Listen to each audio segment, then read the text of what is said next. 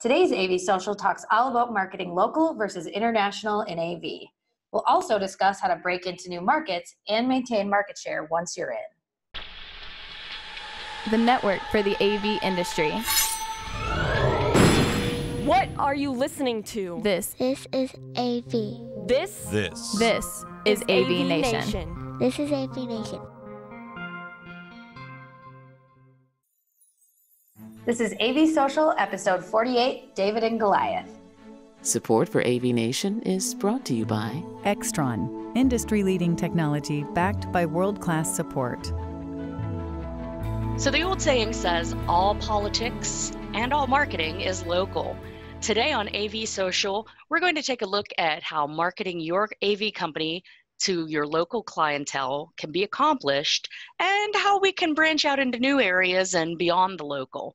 We're also going to discuss how you break out into those new markets and maintain market share once you're in. I'm AV Dawn Mead. I'm one of your hosts, and this is AVSocial. With me as usual this week, we have my lovely co-host, Kelly Perkins. Kelly, how you doing today? I'm wonderful. It's almost Friday. Exactly. Fantastic. Kelly, you want to introduce our guests today and get us started on this discussion? Yes, I think today is going to be a lively discussion. We have Mr. Jeremy Caldera from IAS. He's the CEO. Say hi, Jeremy. Hello, everyone.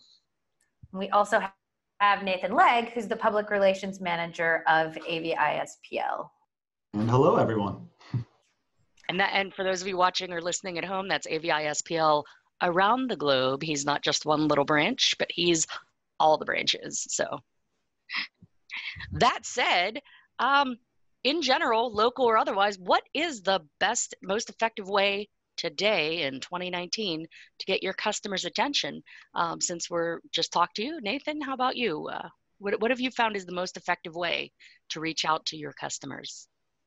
Sure, happy to jump in. So for one, I don't think there is one magic solution, but I think it is multifaceted, the most effective marketing. But customers, typically find and digest information in various ways. So there's, I guess the way to answer your question more directly would be maybe there's a good digital and content marketing strategy, that being the most effective. Because I think the ability to reach a wider audience, also to boost brand awareness and trust is the big part there. The thing I would say out of all of that, I think we've all heard the term content is king. So I would agree with that. The more relevant content to our current and prospective customers, the more they acknowledge us as the experts in our field, as well as the most trusted. So I think that's a pretty important part of everything. And actually, even from a digital perspective, a lot of people start the buying journey using Google or another search engine, maybe researching, your what's it called, the products or services that you provide. So that makes SEO very important, or a pay-per-click campaign, and different digital ad campaigns as well. Those are very effective. The last thing I will share would be, I think social media is increasingly becoming a very impactful marketing tool, and that's possibly leapfrogging some company websites as well. And that's because everyone is on social, good or bad, between trolls, bots, or kids who are bored AF, company executives, decision makers, organizational leaders, everyone is on there, even the influencers that have their ears. So I think that's a pretty important part of marketing today. It's really interesting that you bring that up, because I've actually found myself just in the past week, different times, trying to find local restaurants or local, whatever the company is. And I go to their website, and more often than not, I find more relevant or more up-to-date information on their Facebook page or their Insta or their Twitter or whatever. So, yeah, very true. And that's, I believe the statistic is something like 70% of B2B buyers use social networks, to research products and services, and then even 77%. This is through HubSpot, I believe. saying that they don't even speak to sellers before doing any research. So that's something that we try to tell our sellers as well. We're pushing social selling as a major tool going into the future. Yeah. So, Nathan, I used to work for not a global company, but a fairly national company, AVI Systems. And I don't know how big your marketing and PR department is at your organization, but what different types of things do you do to really kind of drill down into each market where you are? So like for us, we have to have, when I worked at AVI, we had to have, different Google My Business accounts set up for each different location and manage that. And we manage that kind of holistically at the headquarters. But what are ways that each of those offices can, do some marketing, very targeted, and what are some ways you can do in your office to kind of help them with that? So one of the things that we are using to help our sellers at a local level is HighSpot. If you're not familiar with that, it's more of a content marketing provider. It's a platform that you can share all of your content with, like from a global perspective or a nationwide perspective, and it could be customized to a local level and given to our sellers, who can then, not exactly from a click of a button, but it's something that is easily accessible and easily shared to all customers, helping them share it either through social, email, not any type of bulk emails or anything like that. I think we all know that that's going, it's becoming riskier by the day to do something like that. But finding those different avenues to get that content that is, relevant to those local areas is something that we've really pushed recently. Okay. Interesting. To do some research on that. Jeremy, feel free to jump in. What's your most effective way you get your customers' attention? You're not maybe as geographically diverse as Nathan's territory, but at least they're in Illinois. IAS has to reach out to their customers. What have you found is a great way for you to reach your customers in the local area? So I'm 99% SEO, right? And I wholeheartedly believe that is the one method as far as marketing goes where I'm going to say small integrator, and by that I mean anyone under $15 million, right, a year. That's their method for getting out, right? Anything beyond that, I would argue, is as effective as the yellow pages, and I don't even know what those are, right? Nobody nowadays does, right? Right. 6 months ago, I got a bill for our yellow page ad, which I quickly removed and sunk that back into my Google strategy, right? Because I didn't want to take that, whatever money we were spending on that, because I didn't know people still had phone books, right? They're more like phone pamphlets these days. The social idea is interesting, right? And I've thought about this, and I've tried it and dabbled in it, and zero results. I mean, absolutely zero results from that. And I think that it comes down to the simple fact that, yes, I agree with all these statistics. 77% of people are doing this, and 70% of people are doing that. And you're researching stuff on Facebook and on your social media networks. You're doing all this other stuff, but that's your day-to-day life, right? It's your restaurants, it's your bars, it's your other goods and services, the stuff that you want to research at your home, whatever. Right? It's not what we do as AV integration companies. What we do is it's a niche thing, right? And it really is as big as we live and breathe AV every day. So to us, when I say a niche thing within AV, it's some random technology that you're going to sell one or two of. But AV as a whole is niche in the holistic environment that is everybody's everyday life, right?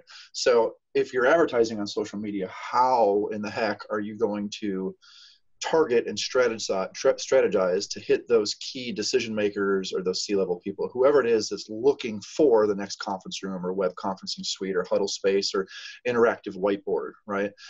All you can do is a blanket market and hope that you catch that one person, right? And to be fair, it just takes the catch of that one person, because that social marketing is really not that expensive on a regional or even state level. So it it takes that one person to make that sale good. But I mean, every time I've tried, I've never gotten that one person. At the very least, my expectation is brand recognition, right? And that's it. I'm actually doing a marketing campaign right now that's very traditional and very against everything that I stand for in terms of advertising right now, which is radio, right? And I'm not doing it for any other purpose than I sponsored the local fireworks here, which is the largest fireworks show in the state, simply for brand recognition. And they threw in some radio ads. Okay, I get them free, whatever. It's brand recognition. Maybe I'll catch that one person, because the everyday people, they don't care, right? I might use a trigger word that'll get them to call us or something like that, but it's not my main strategy by any sense of the imagination. But it is true exactly what you said, which is people are going to be doing their research through Google. They're going to the search engines, they're looking up video walls, they're looking up web conferencing, they're looking up all these different things.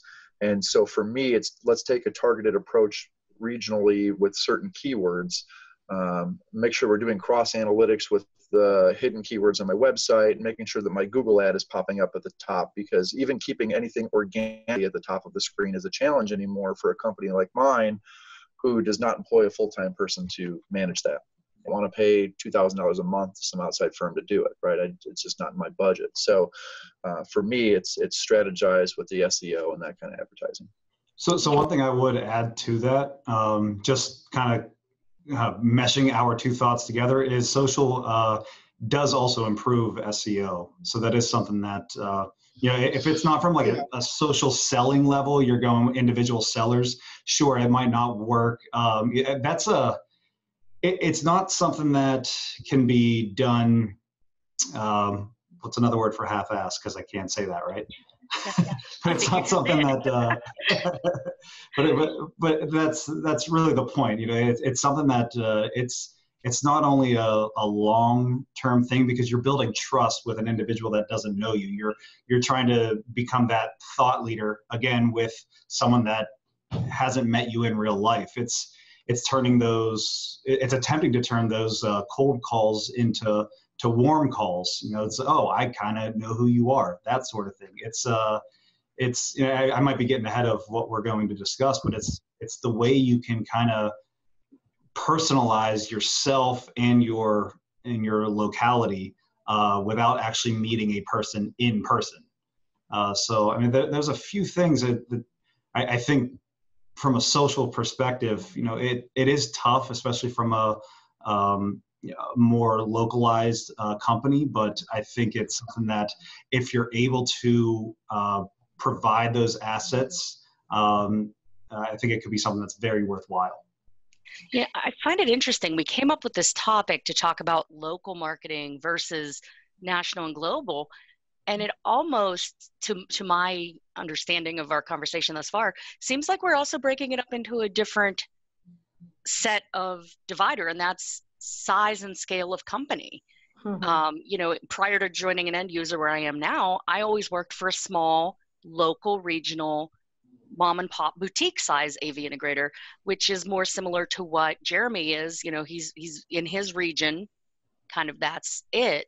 Kelly and Nathan, you both have worked for the large multi-location, multi-state, in Nathan's case, multinational giant integrators. And so it almost seems as though our strategy for local or breaking into new markets differentiates based on the size of our company, our resources, our abilities to, because I do know this, when I was an integrator and doing local and regional, just as Jeremy said, my bosses didn't want to hear, oh, I'm doing something on social again, because we got zero hard results from that. And it's one of those soft ROI things that a lot of times smaller integrators can't afford, even though, technically social's free. There's still a cost involved with the time and the manpower and the energies of a smaller department to accomplish that. So it's kind of interesting that we're sort of tiering our answers based on our size of our companies. Well, it's not just the size of your company, it's what you're specifically trying to target, right? Because for me, what's your goal? Like ultimately what's the goal, right? Like, I don't make a lot of money off of digital signage in a small regional company, right? There's not a lot of money to be made there, because we don't do content creation. That's where the money's at with digital signage. That's not what we do. You get larger integrators, they have content creation divisions. I don't know if you guys do or not, Nathan, but they have that, right?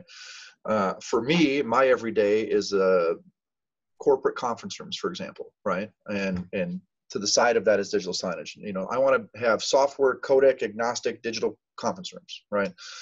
That's where I make most of my money, right? We'll be doing large scale churches and things like that because there's full integration services there.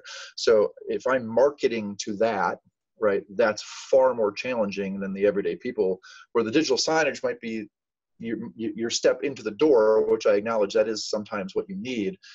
Most of the time for me, that's the afterthought because I'm going after the other stuff. So it's just how you target it. And like I said, for me, the resources that I want to spend are going to be on the things that are going to make me the most money, not necessarily what's just going to get me in the door. So.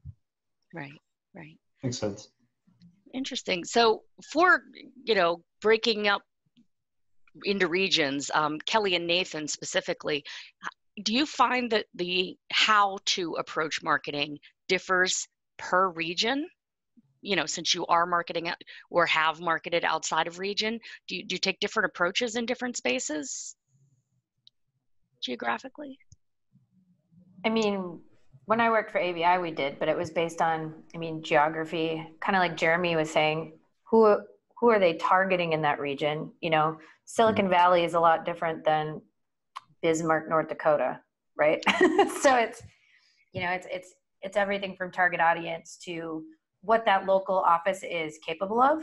Mm-hmm. So some local offices are really strong in, for example, production or broadcast type projects, but they don't know a lot about corporate. So they're just kind of, that's kind of their sweet spot. They'll do corporate stuff or, something along those lines, digital signage or whatever, but they're used to doing stadiums in newsrooms and things of that nature. So you have to work really closely with that local office to not only understand exactly what they can get, what their sweet spot is and their goals, but also what they're capable of and then kind of take it from there.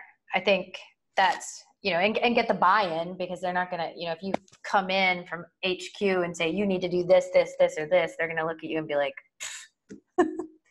no, thanks. This is, so it's just working closely with them. Yep. I would absolutely agree with that. That's something where I know that we're seeing, there's, I don't want to call it fatigue, but, it's pretty much that, I guess, with local events, for example. And that's, it might be something that is, maybe not the right goal or attacking the right audience for our local offices. So it's really trying to find that what the objective is to get in front of those customers. So yes, you need to have that local buy-in. So I think that's I 100% agree with that. Okay. Jeremy. Some are more, I was going to say, sorry, just to piggyback off that, is that, and some offices are more interested in marketing than others. Yeah. And it comes down to ROI. Yeah. For everybody, right? And it's arguably hard to give a true ROI on any kind of marketing. That's for sure. I think that's true in general across the board, no matter what market you're in. 90% of markets, right, of businesses, right, whether you're selling nuts and bolts to for lawnmowers to what we do in high-end integration AV, right? How do you clearly get an ROI on marketing? And I don't think there's an easy way to do that. I can tell you that you can always promise brand recognition, right? Right. Across the board, I can promise you brand recognition. That's really all I can promise you, because I think anything else is made up numbers. Right? Well, and I think the difference too is that we're a very transactional industry. We're very sales driven, and sales is very transactional and very, faster than marketing, right? I mean, the typical cycle in marketing in our industry, to even see, significant metrics is like 18 months, I would say. So you have to be extremely patient, and you have to actually start out with metrics too. It doesn't matter what those metrics are, but you have to start out with some sort of foundation, whether it's, we start with, I hope we get 5 inquiries a week, right? Something like that and then kind of building on that and then following it. But it's really starting those metrics so you actually have something to measure against, so you can see if you're, getting return on investment. Yeah, that's the only way to define an ROI. Right. Yeah. And then you have to be patient, and do like a 90-day, a 6-month, a 9-month, a year-long look back and go, what's working, what's not working. If this, if putting an ad in the yellow pages has gotten us nothing, well, let's can that and redirect, And I think that's that's where I've run into probably the biggest roadblocks and the biggest challenges in my career is, proving that ROI, but then at the same time, it takes investment and effort and time, which in a lot of companies, you don't have that. Mm-hmm. It's true. Especially smaller companies. It's like, you need to make sure that payroll's coming and that the business is afloat. So it's hard to spend that, And us marketing folks, we're pure overhead, and it is. Hate us for that. Totally overhead. So it's hard to get that buy-in, but I think it's so cool because like even Jeremy being a small organization is like, you're still doing something. As much as you love, hate, whatever marketing, it's like you realize that there's some value to it. So you're doing something. You're not just sitting there doing nothing. Well, like for me, I can't afford a marketing person. I am the marketing person. I mean, I've got 16 employees, but they're programming and installing and project managing, right? I can't afford a marketing guy, right? So that has to be me. And so for me, but I consider my time valuable as well because I'm also running the organization, right? So marketing is just so dang time consuming, so yes, it's exhausting, right? So it's exhausting trying to figure out all the things that we're talking about, right? So right, it is. It's very complex, and especially on a budget like this. I was gonna say, and it's expensive. Yeah. How do I maximize, what I'm doing with this much money? Right. So that was Jeremy, almost a really good plug until you said it costs a lot. Like you need someone to do all this work, but it's going to cost you.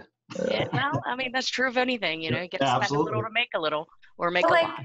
But like Jeremy said, it's time consuming, which is money. I mean, absolutely. Just think about creating a piece of content. You write a blog. How long does that take? After you put in the effort of, deciding what the blog's going to be, interviewing people, coming up with a topic, then writing it, then posting it, and then putting it on social media. I mean, just that could take, And in the middle of all that, I'm trying to go to my kid's soccer game and do this and do that. You know what I mean? So like for guys like me, that's I'd rather be doing that. Well, and that's the classic entrepreneur catch right there is getting your business going and not being able to afford marketing people, but also trying to have a life. Right. That is so well. I wanted to ask you, Jeremy, since you are the local guy, so to speak, myself included as a local compared to Kelly and Nathan's wide area expertise, they both said they need to have their local buy-in to do their marketing, but strategy wise, they have to think big picture for all of AVI SPL or all of AVI systems when Kelly was with them. Do you find being local, is there a benefit to you in focusing on your localness in your marketing efforts, focusing on being just the guy that knows the area and knows the challenges? Yeah, I mean, I'll be honest with you. I most of my marketing investment that I do, like I said, is mostly into SEO. If I do any kind of targeted marketing, I actually do it outside of my hometown, right? Yeah. I pick cities that are 3-4 hours from us, right? That because I mean, there's some competitors that we have here in town. Some of our competitors are actually office supply companies, right? So when they're marketing, which is a lot easier to do to market copy machines, and then, oh, by the way, we do AV and we're already in doing copy machines, right? I have to locally, I don't want to go up against that. There's only so much business in a small region, right? Especially like within Peoria, right? I've got my key clients. I always want more, but I've got key clients. I would much rather go up to Chicago, Indianapolis, St. Louis, over in the middle of Iowa, middle of Indiana, down, and just go up into Wisconsin and just kind of branch out to the surrounding states. So, for me, it's local, but it's still regional. And what's important there for us is I have to look at those specific markets locally. Like even me, if I'm talking about going regionally, I can't even imagine doing it on an AVI SPL level, right? Because I still think you need to think local whenever you're doing any kind of marketing. You can't necessarily think with a big picture overall arching strategy unless it's brand recognition, although I have no idea. That's just a blind guess as a person who has no concept of what it's like to have 200 offices, right? I'm just trying to focus on taking a regional approach, and there you still have to think local all across the board. So interesting. I know from my experience with AV. Now, granted, this is a little unusual. I'm not in Peoria or Florida or anywhere in the Midwest or South, but the DC area, Baltimore, DC, Maryland, Virginia. It's a weird little area. And I know in this area, being able to say, hey, we know this area, we understand the weirdness that is DC, the weirdness and challenge that is the federal government or state governments dealing with the federal government or all the other strangeness that defines the Mid-Atlantic region, has definitely helped my integrators in the past when we'd focus on that. And sorry, Nathan, but we could say, well, you could hire an AVI SPL or a diversified or a big company, but they don't understand what's going on here and what you are facing here in the DC, in the DMV, as we call it. The idea of continuing to pick on Nathan, I completely agree with that. Poor Nathan's never going to come on anything again. I mean, I take that. Gloves are on. Right? What's the best part from AVI SPLs of the world, right? I mean, that's an approach that all the little guys take, right? And to me, I consider the little guys anyone under $25 million, right? That those are the people who, like, that's the approach you have to take, right? Yeah. So just to step in and take one for AVI SPL. Bring it on, Nathan. Bring it on. No, we take as much of a local approach as we do global. That's everywhere from our teams, our offices to everyone at headquarters. It's whether it's providing a competition between offices or what have you. It's more of a, I don't want to call it a franchise, because we've really done a lot to kind of break those silos. But it's more of a, we understand that from a global perspective, we need to talk to our team that's local, the team that's on the ground, those that are talking to their customers that are experiencing certain things in certain markets. And we work with them from a global marketing standpoint to work in that, whether it be content, social media, whatever they need to make sure that they have exactly what their customers are looking for. Because it's just as much about being that global brand as it is being that local trustworthy company. Because we deal with that. I believe there's a study out there. I don't know the exact percentage or anything like that, but there's a majority of customers who associate small businesses with more quality and that personalization. Someone that you can kind of pick up the phone and they'll pick up right away, and it's that person. AVI SPL provides the same thing because we find that to be a very important thing, to have the local feel as much as the global capabilities. So we've tinkered with the motto, but it's been something along the lines of your partner around the world and around the corner. So that's really the way we want to approach it, and it's something that our customers really appreciate as well. Yeah. So I guess what I said at the top of the show is true. All politics and marketing is local, even if you're a multinational. Agreed. Yep. So just a quick once around, we're coming up towards the end of our time here, but how, for anybody really, how is it different marketing to get into a region? And Jeremy, you even mentioned this, the last question I had for you. How is that different than maintaining a market position or marketing once you're already established, entrenched in an area? Is there a significant challenge or strategy approach that's different in trying to break into new spaces versus where you already are? Yes and no. And to be honest with you, I probably don't handle that, right? And when I say that, I mean that, I might do a social push on Facebook or something, like just for brand recognition, because the brand recognition was not there. And then I'll do it from the SEO front. right? And you can do it regionally for SEO, right? And typically companies like me, we're hiring out that third party company to do that, to specialize in that, right?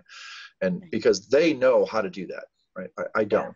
Like, I don't know the specifics of all those other regions that I'm not in. I don't even know the specifics of my region when it comes to some of that stuff, right?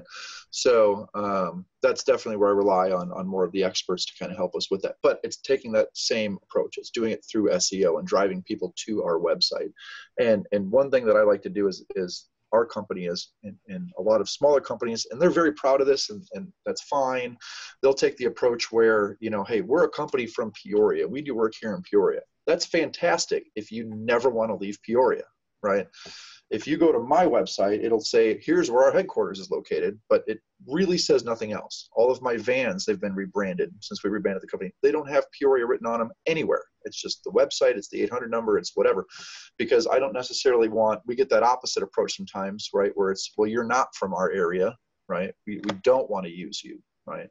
I want to take it more from we're a regional company and we do this. So let's get that brand recognition, let's generate that SEO, and let's make sure we're not like, you know, making ourselves look smaller. Let's look like a $50 million company when we're only a $5 million company. So Fair enough. Kelly or Nathan, jump on in. I was just going to say, establishing yourself in a region is definitely more work. Both you know, maintaining that reputation is just you know, that's quite the obstacle as well. But you know, trying to establish yourself in a new region is certainly Hard. bigger task. Yeah, because I think it's, you know, you go to, you know, what Jeremy shared. It's, you know, SEO is, you know, a huge part of that, and especially with the algorithms that search engines have now, you know, that kind of favor that localization. That's a huge part of it. But outside of that, it's a lot of groundwork as well. You have to be out in your neighborhood, get into the community, volunteer. Go to networking events, just provide that face to the company as well. Sponsor fireworks. What's that? Sponsor fireworks. That's exactly. Jeremy mentioned. So yeah, it's all those things. Just trying to, you know, be a part of the community and say that from AVISPL's perspective, you know, it's yes. And, you know, going back to the last topic, but yes, we are global, but we're here for you locally as well. So, you know, just being a part of those civic organizations and things like that is very important. Yeah, I think, you know, joining the associations and the clubs and you know, whatnot that are relevant to your area helps, and just reiterating what you guys are saying, being a part of the community. Mm-hmm. Fantastic. So if you tuned into today's show looking for a magic bullet or a final solution on how to take care of this, marketing locally versus internationally or what have you, the short answer is there isn't one. The short answer is, like all marketing, there's a lot of hard work involved. If you're the CEO or president of a company trying to do it on your own, figure out a way to pay someone to help you out, because it's going to suck all the time out of your life. And be local, be involved. You know, there's no international correct answer. It's knowing where you are specifically, whether it's a single branch office or 1,000 branch offices, and marketing there. So fantastic. I just want to take a moment to thank everybody for coming on today's show. One thing we always do here on AVNation at the end of a show is we go around the horn, let everyone take a couple minutes to promo themselves and or their company and where people can find you. So Jeremy, let's start with you. Where can people find you, and where can people find IAS? I'm on that Twitter thing, whatever it is. It's at Jeremy_Caldera. Apparently there is another Jeremy Caldera, so I had to use underscore. I don't know. And IAStechnology.net is our website. Fantastic. And if you don't know Jeremy, you should. He also volunteers extensively with AVSocial. Weren't you recently or still the certification chair? Nope, I was the chair of the CTS program for the past 4 years, so most likely everybody has my name at the bottom of the CTS cert. Mine's hanging on the wall behind me. Turned over the reins to Luke Jordan now, who that's right. He's a character, but he's going to do well, so he's doing that now. So if you don't know Jeremy, folks, you should, and look him up. Jeremy_Caldera on the Twitters. Nathan, thanks for coming on the show. How can people find you and or AVISPL, as though they're hard to find? So I'm not on social. No. You can find me. My go-to is LinkedIn, Nathan Legg. So weren't you the guy that just said everything should be going to be on social and you're not absolutely. on social? Absolutely, yeah. But I do enjoy LinkedIn. That is my go-to. And then I'll just watch different tweets from afar to get my news. But yeah, with AVISPL, Global Digital Workplace Services Provider, you can find our company on Twitter at AVISPL Info, and also on LinkedIn as well. So a lot of good information on there, content and digital. So, wonderful. Thank you very much for coming. And Miss Kelly, our lovely co-host, no longer an integrator, working for the association and a foundation. And tell us all about it and where people can find you. You can find me at Kelly P. Perkins on the Twitters, as everyone seems to be calling it, and Kelly P. Perkins on LinkedIn. It's Patricia for the P. Patricia. I was going to say, tell us about your foundation or where they can find that, you know. Ignite is the shameless self-promotion part of it. You're right. The Ignite program, igniteyourcareer.org, to help raise awareness of our industry and get young folks to be excited about the audiovisual industry. And that's run by NSCA, the National Systems Contractors Association. Because as Jeremy said, we are a very niche industry. We need to let people know we're here. Great organization. Plus, we're fun. Absolutely. Well, thank you everyone for coming. For those of you watching and listening, I'm Dawn Mead at AVDawn on Twitter, Dawn Mead or AVDawn on all the other social things. I'm sure you can find me. And since I have now gone to the dark side away from integration world to an end user, I work for a government contractor whose name must be redacted for government and legal purposes. So you won't be able to find me there. Look me up online, or of course, always here at avnation.tv on the AVSocial show. Thanks so much for watching. Thanks so much for listening, and we'll see you next time on AVSocial.